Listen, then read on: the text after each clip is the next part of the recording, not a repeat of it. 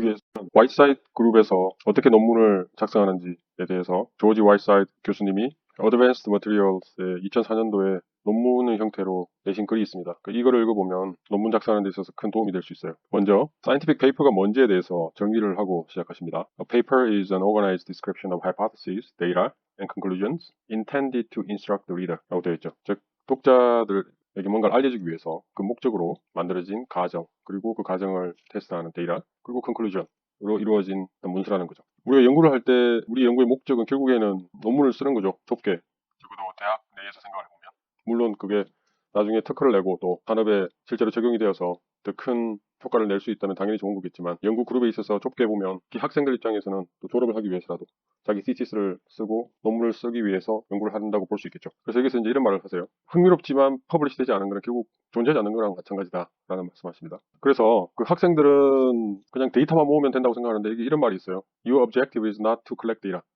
그 목적이 데이터를 모으는 게 있는 게 아니다. 그 목적은 논문을 쓰는 데 있다는 거죠. 그래서 논문을 쓴다는 건 아까 논문의 정의에서 말하는 것과 같이 논문의 정의가 이렇게 되어 있으니까, 그 목적은 뭐냐면은 이러한 데이터로부터 뭔가를 하이파테시스를 만들고, 하이파테시스를 테스트하고, 그리고 결론을 얻어내는, 그 결론을 다른 사람들에게, 독자들에게 알려주는, 그게 목적이 되어야 된다는 거죠. 논문이라는 게 단순히 어떤 데이터를 그냥 모아놓는 것, 어떤 아카이브 하는 게 아니다. 그런 의미에서 논문이라는 것 자체도 그 실제로 진행되고 있는 그 연구를 계획하는 데 있어서 중요한 구조, 로드맵이 될 수 있다. 그런 걸 강조를 하고 있어요. 나중에도 이 저자가 제안을 하지만, 논문이라는 게 연구가 다 끝난 다음에, 모든 결론이 다 나온 다음에 그때부터 작성하는 게 아니라는 거죠. 연구가 진행될 때, 아니면 심지어는 연구를 시작하기도 전에 어느 정도 논문을 작성을 해야 한다. 그렇게 논문을 작성을 해보면 연구를 어떤 방향으로 진행을 해야 될지, 그런 데 있어서 큰 도움이 될 수 있다는 거죠. 왜 그러냐면은 그렇게 해야 그 최종 목표물인 이 페이퍼의 목적과 그 형태에 대해서 잘 이해를 할 수 있고, 그렇게 이해를 해야만 연구를 진행하고 오가나이즈 하는데 도움이 된다는 거죠. 그래서 여기 제안하는 거는 페이퍼의 아웃라인을 잘 만들어야 그 연구의 플랜이 될 수 있다. 그런 말을 하고 있습니다. 그래서 어떤 말을 하냐면은, 연구를 계속 진행하는 동안 이 플랜과 아웃라인을 계속해서 쓰고 또 쓰고 계속 리바이즈 하라는 거죠. 그래서 처음에 연구 시작할 때는 실체가 없으니까 처음에는 플랜만 세우겠죠. 그러다가 마지막으로 가면 갈수록 데이터도 쌓이고 여러 가지 결론들이 쌓이기 때문에 이제 아웃라인이 점점 더 중요해지겠죠. 그래서 여기서 말하는 게, 그러한 연구에 대한 과정을 계속해서 이해하고 분석하고 다시 요약하고 다시 리포뮬레이트하고 하는 노력을 계속해야 이게 결과론적으로는 훨씬 더 효율적이다. 뭐보다 효율적이냐? 보통 우리가 하는 프로세스죠. 데이터 모으고 다 끝난 다음에 그걸 이제 오가나이즈하고, 그렇게 하는 그 과정보다 훨씬 더 효과적이라는 거죠. 그래서 이 저자가 위에서 아웃라인의 중요성에 대해서 어느 정도 설명을 했는데, 여기 보면 좀 더 자세하게 나오고 있습니다. 그래서 다시 한번 강조를 하고 있어요. 논문을 쓰고, 논문을 쓴 다음에 나중에 세미나 발표를 하고 준비를 하고 또 연구를 계획하고 하는 데 있어서 이 아웃라인의 중요성을 정말 강조하고 싶다라고 말을 하고 있습니다. 이 저자가 강조하는 게 뭐냐면은, 논문을 쓸 때 이 아웃라인으로부터 출발해서 논문을 쓰라는 거예요. 그래서 그만큼 아웃라인이 잘 돼 있어야 논문이 잘 되겠죠. 그러면 이 아웃라인이라는 게 뭐냐? 아웃라인은 a written plan for the organization of a paper, including the data on which it rests.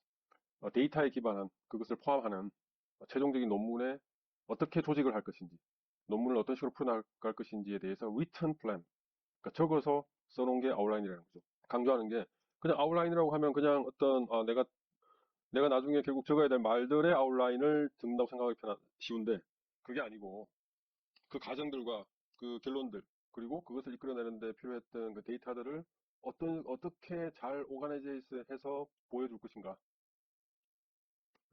그런 의미에서 이 아웃라인에 대해서 굉장히 고민을 많이 해서 써야 된다는 겁니다. 당연히 아웃라인 자체는 앞에서 말했지만 어떤 텍스트를 어떤 거래 형태로 텍스트를 적는 게 아니죠. 그리고 아웃라인, 어떤 데이터, 그리고 그 데이터를 어떤 식으로 오가나이즈 할지에 대해서 디테일한 것을 잘 알고 있다면, 나중에 그것에 대해서 어떤 식으로 텍스트를 적어야 될지는 뭐 그렇게 어려운 게 아니다, 이렇게 말을 하고 있습니다. 물론 우리 한국 사람들은 이제 이 부분에서도 어려움을 겪죠. 영어로 적어야 되기 때문에. 이 교수님의 입장에서 어떻게 보면 학생들한테 그냥 하는 말 같아요. 그래서 학생과 교수 사이 아웃라인에 대해서 어거리를 하고 있으면 나중에 텍스트를 적는 것은 아무 문제가 아니다. 그래서 아웃라인만, 뼈대만 잘 잡혀 있으면 나중에 논문 쓰는 것 자체는 아무 문제가 없다. 그런데 반대로 이 아웃라인 자체에 대해서 서로 동의를 하지 못하고 있으면 그렇게 동의가 안 된 아웃라인에 대해서 뭐 어떤 텍스트를 쓰든지 나중에 결국에는 유슬레스하다는 거죠. 소용이 없다는 거죠. 즉 시간 낭비가 될 뿐이다. 실제로 논문을 작성할 때 그 사용하는 많은 시간은 텍스트를 작성하는 데 사용되죠. 하지만 여기서 이 저자가 강조하는 것은 뭐냐면 많은 시간이 아니라 많은 생각들은 이 데이터를 어떻게 조직하고 어떻게 애널라이즈 하는지 여기에 많이 들어간다는 거죠. 그래서 뭐를 강조하냐면은 실제로 텍스트를 쓰기 전에 아웃라인을 여러 차례 리바이즈해서 아웃라인에 대해서 확실하게 한 다음에 그 다음에 텍스트를 쓰기 시작해라 라고 말을 하고 있습니다. 왜냐하면 그 이유를 말해주죠. 어떤 풀 텍스트 자체를 여러 번 사이클 왔다 갔다 하면 훨씬 더 느리겠죠. 근데 뼈대가 되는 아웃라인 자체는 훨씬 더 짧은 어떤 개조식으로 돼 있을 테니까 그것에 대해서 생각을 많이 하고 먼저 그것을 완벽하게 해놓은 다음에 텍스트로 보내는 거는 한 번에 하는 게 훨씬 더 시간적으로도 효율적이라는 거죠.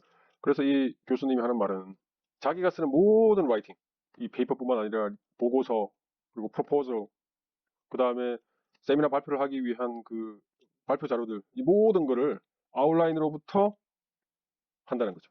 그래서 자기가 이런 경험이 있기 때문에 이 학생들한테도 그 아웃라인을 얼마나 어떻게 잘 사용할 수 있는지에 대해서 좀 잘 가르쳐 주고 싶다. 학생들이 그것을 잘 배웠으면 좋겠다.